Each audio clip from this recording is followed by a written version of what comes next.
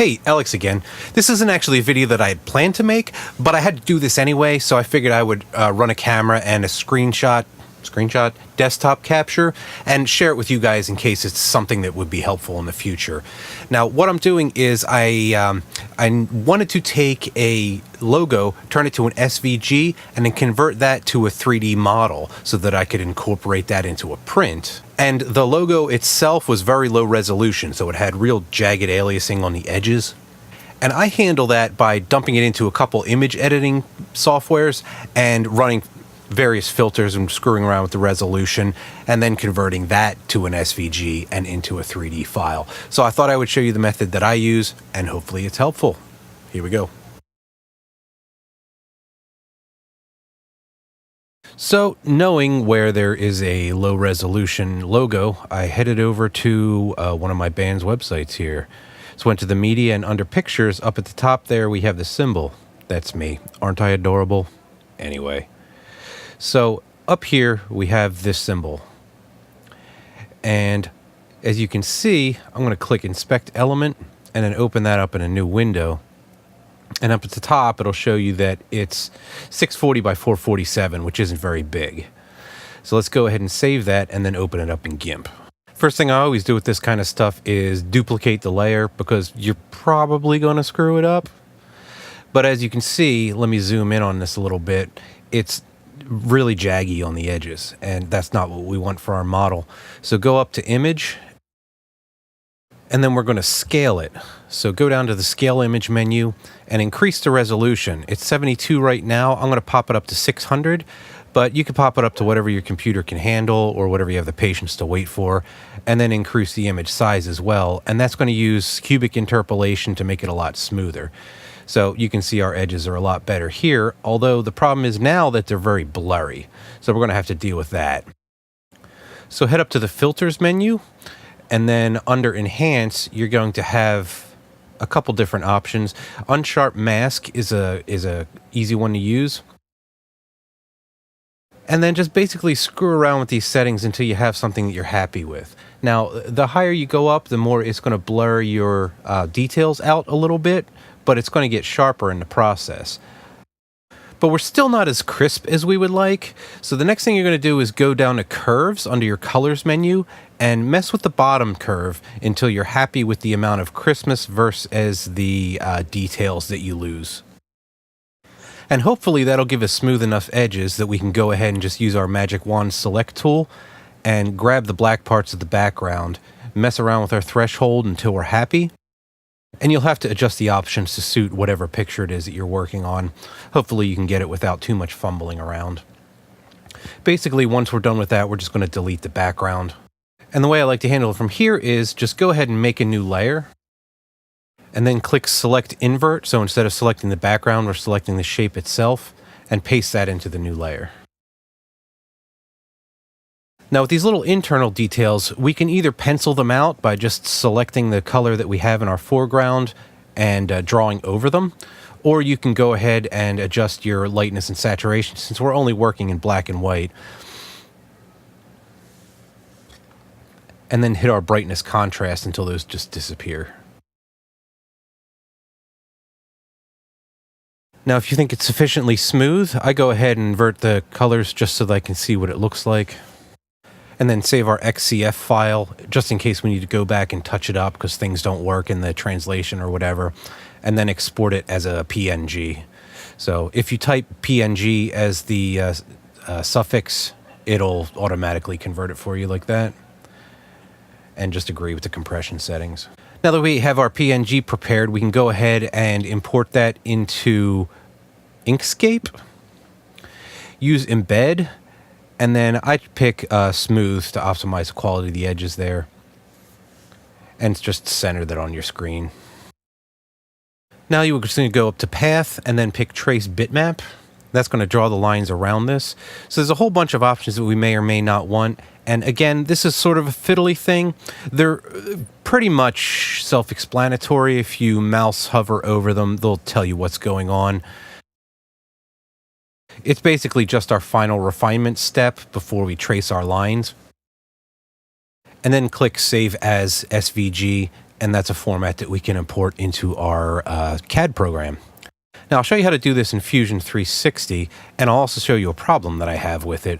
So you just go up to Insert, and then Insert SVG, click on the plane you want to insert it on, and then click the little folder right there and pull it up. So that's not particularly intuitive. It took me a while to figure out you clicked a stupid folder to open the file, but whatever. Now, Fusion 360 is good, but it's still working out some bugs. Now, for example, if I just select the whole thing, I have an instant crash, and this is reliably repeatable, and I have to force quit out of the program to get anything to happen. So instead of Fusion 360 at first, I'm going to work in an intermediate program and just use 123D Design, which is kind of my default for doing quick stuff. With this one, you just import the SVG as a sketch or a solid or whatever. It already has settings for Inkscape, and then that's going to bring that up on the background. And there it is. So notice all the dots that are drawn around the edges there.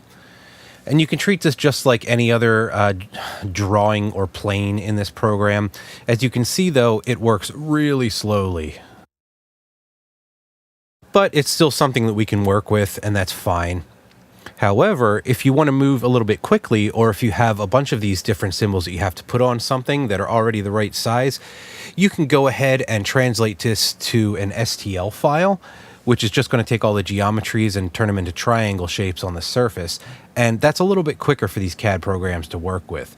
So you can pick export for that, and then pick your tessellation setting, which is just how dense your mesh is, and export that. Now, if we were trying to make it smoother, we could go ahead and use something like Blender, and then apply like an interpolated spline to the edges to smooth it out. But we're actually trying to simplify it a little bit just to make it quicker for this example. So as you can see here, go ahead and click the grid so you can see your mesh right there. And then to simplify, what you do is go up to your filters and pick simplification by decimation.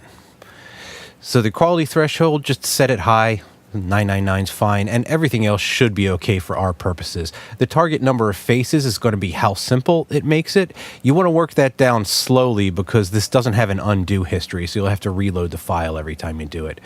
As an example, let me set that down really low, like I'll set it to 1,000 right here, and then I'll show you how it can mangle the edges. Now that's obviously not going to be usable unless we were going for a low poly kind of a feel. So if you click here, it'll let us see that a little bit better. But it's going to be useless for us, so open it back up again. Do the exact same thing. Go up, click our mesh so you can see what it looks like, and then go back to our filter simplification by decimation.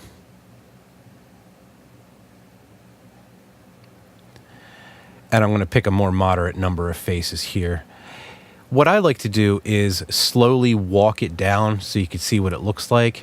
And then you can save it every step of the way so you can have it in various states just in case you liked one, so you don't have to reload the file and go back and do it all over again. So walking it down to 3,000, you can see what that looks like. That's pretty decent. But the fewer faces you can get away with and still keep your general shape, the faster it's going to be in processing on your CAD program, especially if you're going to convert that STL triangle mesh back into a solid for whatever reason. So when you're happy with the results, go up to your File menu, Export Mesh As, and then just pick a name. Switch this down to STL because it's going to want to save it as a poly for whatever reason. And then you can bring it back into whatever CAD program it is that you're using. So for 123D, you can go ahead and just open your file or import it as a 3D model.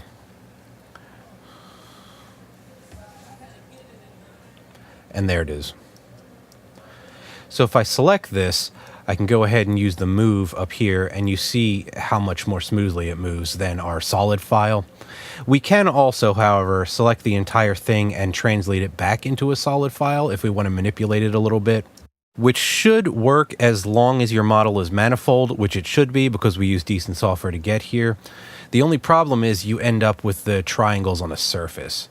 Now, if you just want to move it in one direction, a quick way to get rid of those is to just make a giant square here and plunk it on top. Use the magnet tool to center it on the object.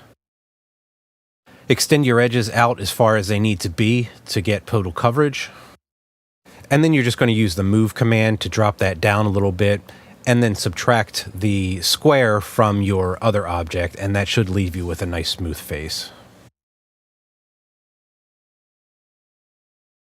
Your edges are still going to be gross, but at least if you need to make it thicker or something simple like that, it'll let you select that solid face, and then you can extrude it or press pull or whatever it is that you have to do. I'm going to move it up 10 millimeters in this example here. And that's it. Do with it what you will. Now let me flip back and I'll show you how to do this in Fusion 360. You're going to go to your sidebar menu here and then upload the file. That's actually going to go ahead and put it on a server, and it'll do all that solid STL to solid translation for you. So go ahead and open that, click upload. It'll send it to the cloud. And then double click your project and that'll open it up in your main window.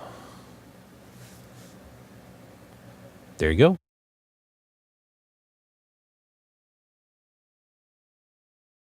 Thanks for watching. Check out my support links below. Thumbs up if you liked it. If you didn't like it, let me know in the comments so I don't screw up again.